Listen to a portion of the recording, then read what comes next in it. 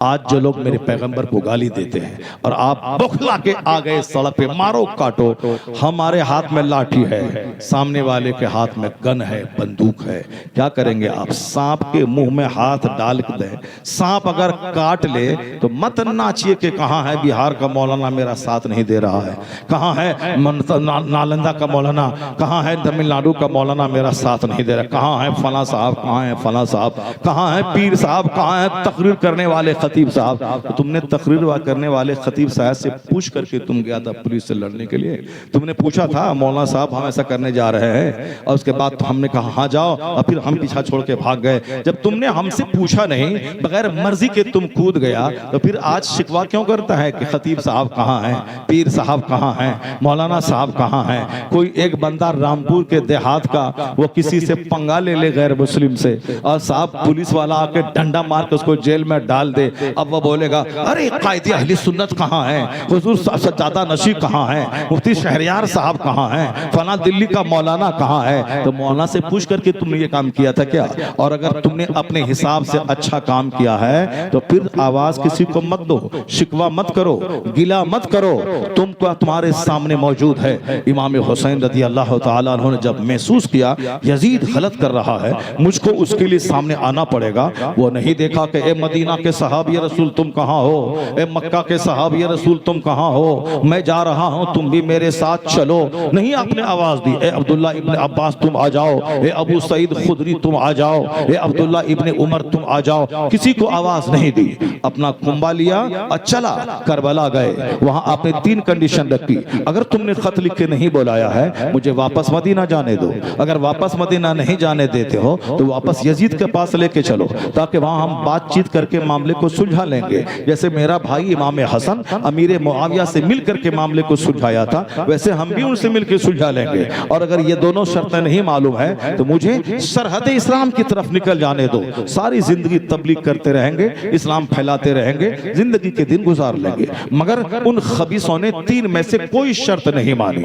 अब इमाम हुसैन के सामने सिर्फ एक बात रही, या तो यजीद पलीद फासिक व फाजिर की बैत कर ले या फिर कटने मरने के लिए तैयार हो जाए। तब उस हालत में मैं अली मकाम ने फैसला लिया, नहीं मुझको जालिम का सपोर्ट तो नहीं करना है, जालिम की हिमायत तो नहीं करनी है। अब एक दूसरा ऑप्शन रह गया कि कटने के लिए तैयार रहिए, ठीक है मैं कट जाऊंगा, मैं मर जाऊंगा, मगर जुल्म की हिमायत नहीं करूंगा, मैं अत्याचार का समर्थन नहीं करूंगा, यजीद जैसे फासिक व फाजिर के हाथ पे सपोर्ट नहीं करूंगा। वो नहीं बोला ए मदीना वाले मैं घिर गया हूं आ जाओ, ए खत लिखो ए मक्का वाले तुम आ जाओ, कहां है खतीब, कहां है शायर, कहां है बरेली का गद्दी नशी? नहीं, उन्होंने अपने बाल बच्चों को भी कहा तुम लोग चले जाओ, अपने साथियों से कहा चराग बुझा करके तुम चले जाओ, या मेरे खून के प्यासे हैं या मुझसे बैत का मुतालबा कर रहे हैं, तू लोग चले जाओ। चराग बुझा दी, लेकिन आपके जानसार साथियों ने चराग जलने के बाद देखा सारे लोग बैठे हैं, कोई अपनी जगह से हिले तक नहीं है। कहा हुजूर ऐसा नहीं होगा कि आपको छोड़ के मैं चला जाऊं,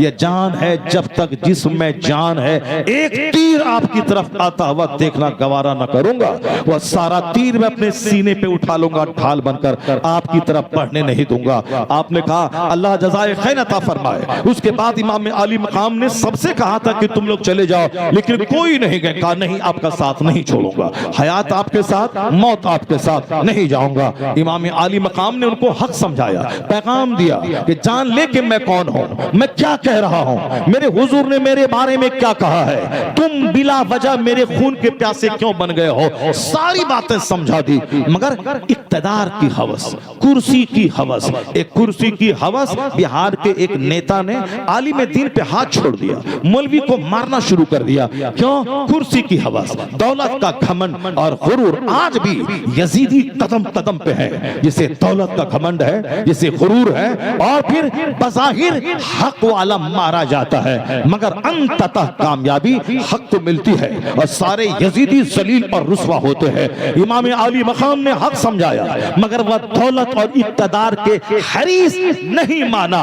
इमाम हुसैन ने कहा मैं जलील होके हाथ नहीं दूंगा, मैं जालिम को हाथ नहीं दूंगा, मैंने हक समझा दिया, अब तेरे बस में है जो तुम करो। तीरों की बारिश शुरू हुई, आपके जवान अली अकबर शहीद हो गए, दूध पीते अली असगर शहीद हो गए, आपके भाई अब्बास अलम बरदार शहीद हो गए, आपका भांजा औलो मोहम्मद शहीद हो गया, गया, आपके मुस्लिम बिन अकील के साहबजादे मोहम्मद इब्राहिम शहीद हो गए, आपके आवान व अंसार जानसार शहीद हो गए। यहाँ तक 72 जख्म नेजों के, हजारों जख्म तीरों के खाने के बाद आपने सर सजदे में रखा, अपनी जान जाने आफरी के हवाले कर दी, आपकी गर्दन कट गई, मगर आपने हाथ जालिम को नहीं दिया। जुल्मन तलवारों की बारिश करके आपका गला काट दिया, पर आपका हाथ नहीं ले सका, आपका जमीर नहीं ले सका। इमाम हुसैन हाथ बचा के चले गए, जमीर बचा के चले गए, क्योंकि हुसैन ने हक की खातिर कुर्बानी दी थी, अल्लाह के लिए इन जालिमों का साथ नहीं दिया था। तो अल्लाह के लिए कुर्बानी हुई तो अल्लाह ने हुसैन को करबला के मैदान से उठाया और पूरी दुनिया की इमामत का ताज ऐसा पहनाया। 1400 साल गुजर जाने के बाद यजीद पलीद हो गया और हुसैन हर जगह के इमाम हो गए। हुसैन का खुतबा मस्जिदों में, मदरसों में, खानकाहों में, खतीबों की जबान पे, शायरों की नोक के कलम पे, हर जगह हुसैन की अजमत का खुतबा पढ़ा जा रहा है। क्यों? हुसैन अल्लाह के लिए गर्दन कटाया, अल्लाह के लिए कुंबा लटाया, इधर कुंबा लुटाया, उधर अल्लाह ने इस्लाम को लूटने से बचा दिया। इस्लाम पूरे अरब के जोग्राफिया में महदूद था कि अरब से निकला, तूफान बनकर पूरी दुनिया में छा गया। अगर तुम भी सच्चा हुसैनी हो, तुम अपने ख्याल से हक की राह में निकले हो, कट जाओ, ज़बा हो जाओ, जेल में सड़ जाओ, अगर क़यामत के दिन इमाम हुसैन खून में लथपथ अगर जन्नत की तरफ जब जाएंगे और तुमने भी कहा बाबा आप हक बोले थे, गर्दन कटी, बाल बच्चा कटा, मैं भी हक की खातिर मैदान में आया था, जेल में रहा और लाठी खाया, पुलिस का डंडा खाया, यहां तक कि जेल ही में मर गया। अगर हुसैन ने इशारा किया आ जाओ तुम भी मेरे पीछे पीछे, तुम हक की खातिर कटे हो, दर्द सहे हो, तकलीफ उठाए हो, तो मैं कहता हूं 90 साल का नफल सजदा वहां नहीं ले जाएगा जहां हुसैन का एक इशारा लेके चला जाएगा।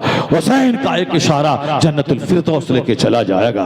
और फिर अगर अल्लाह के लिए नहीं किया है तब तो ये आवाज लगाओगे कि ए बिहारी कहाँ हो, ए बंगाली कहाँ हो, एक बरेली के पीरवार साहब कहाँ हो, ए किचोछा वाले कहाँ हो। तो अगर किचोछा वाले से बोल करके किचोछा वाला मशवरा दिया था कि हाँ तुम निकल जाओ, पुलिस वाले को डंडा मारो और जुलूस में निकल जाओ, पुलिस वाला रास्ता रोके फिर भी निकल जाओ, उसके बावजूद अगर तुमने ऐसा किया और फिर बरेली वाला साथ नहीं दे, किचोछा वाला साथ नहीं दे, तब बोलना कि आप ही तो बोले थे कि कूद जाओ और आप फिर हमको अकेला छोड़ दिए जब हमने तुमको कहा नहीं, तो तुमने कानून को हाथ में क्यों लिया। अब जरा गौर से सुनिए, इस्लाम का कैरेक्टर मुलाहिजा कीजिए, हुल्लड़बाजी नहीं बल्कि बुजुर्गों ने कहा है इतना अच्छा बन जाओ, इतना किरदार तेरे अंदर बुलंद हो जाए, सहनशीलता आ जाए, कंसिस्टेंसी आ जाए, स्टेबिलिटी आ जाए, फर्म डिटर्मिनेशन आ जाए, पेशेंस आ जाए, इतना गहरा इल्म और गहरी सोच आ जाए कि तू रहो इस जमीन पे, सोचो आसमान और जन्नत के बारे में,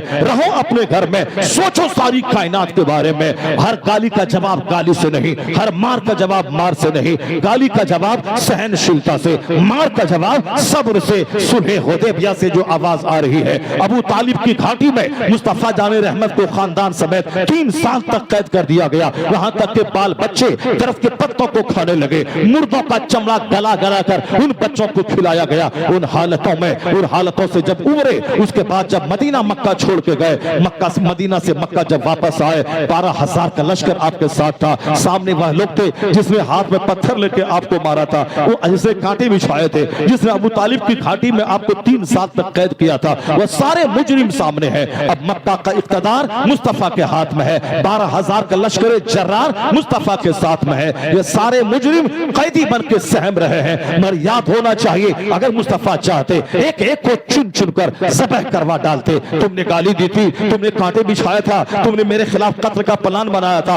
मारो सबों को काट दो, लेकिन नहीं, हुजूर ने एक आम माफी का ऐलान कर दिया, जाओ मैंने तुम सबों को माफ कर दिया। जब हुजूर ने माफ किया, वह जान के दुश्मन राह में कांटे बिछाने वाले जब उन्होंने समझ लिया मैं तकलीफ देता हूं, ये माफ करते हैं, मैं इनका कत्ल का प्लान बनाता हूं, ये अपने जानी दुश्मनों को माफ करते हैं, ये काम नबी ही कर सकता है, आम इंसान तो कर नहीं सकता। तो आज 10, 12, 13 साल में उतने लोगों ने कलमा नहीं पढ़ा जितना आम माफी का ऐलान हुआ, इतने लोग मिलकर हजारों की तादाद में एक दिन में कलमा पढ़कर मुस्तफा की गुलामी में दाखिल हो गए।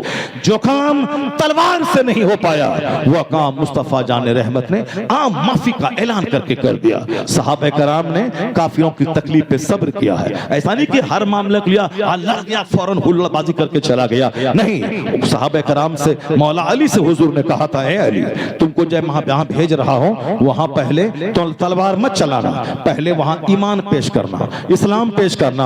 अगर तेरी वजह से एक बंदा कलमा पढ़ लिया तो यह काम तेरे लिए अरब के सुर्ख ऊंट से बेहतर है।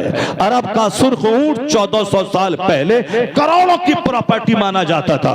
ये हुजूर ने क्या कहा, पहले तलवार मत चलाना, पहले दीन सिखाना।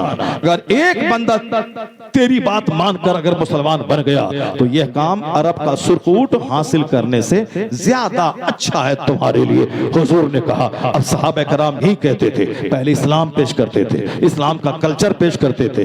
अब जबरदस्ती नहीं कहते थे कलमा पढ़ लो, बल्कि इस्लाम पर मजबूती से कायम रहकर उसको दिखाते थे इस्लाम पर कायम होने का क्या बेनिफिट है, सब्र का क्या बेनिफिट है, इबादत के क्या फायदे हैं, सुन्नतों पे अमल के क्या फायदे हैं, ये सब दिखाता था। तब वह लोगों का दिल हिल जाता था। नहीं देखा आपने, हजरत तहता अंसारी है, मुस्तफा की महफिल सजी है, आपने कहा वो उस वक्त तक तुम में से कोई नेकी को नहीं पहुंच पाएगा जब तक कि पसंदीदा चीज खुदा की राह में खैरात न कर दे। हजरत तहता अंसारी ने कहा, सरकार, सारे मदीना वालों को मालूम है मेरा बाग जिसके बीच में मेरा घर है वो मेरा सबसे पसंदीदा बाग है। आपको गवाह बनाकर मैं वह बाग अल्लाह की राह में खैरात करता हूँ। चुनांचे खैरात किया, हुजूर को गवाह बनाया। फिर जब यहाँ से निकल के गए तो अपनी बाग से अंदर दाखिल नहीं हुए, बाग से बाहर रहे। अपनी बीवी को आवाज दी, ए फला की माँ, बच्चों और कपड़ों समेत वहां से निकल जाओ। कहा खैरियत तो है, कहा खैरियत यही है, आज से यह बाग अल्लाह का हो चुका है, मैंने अल्लाह की राह में खैरात कर दिया है। बीवी सर के बाल नहीं नोचती है, नहीं सीना पीटती है कि मेरा बच्चा कल से क्या खाएगा, नहीं, वहां तो अल्लाह की रजा, रसूलुल्लाह की रजा और जन्नत पे नजर है।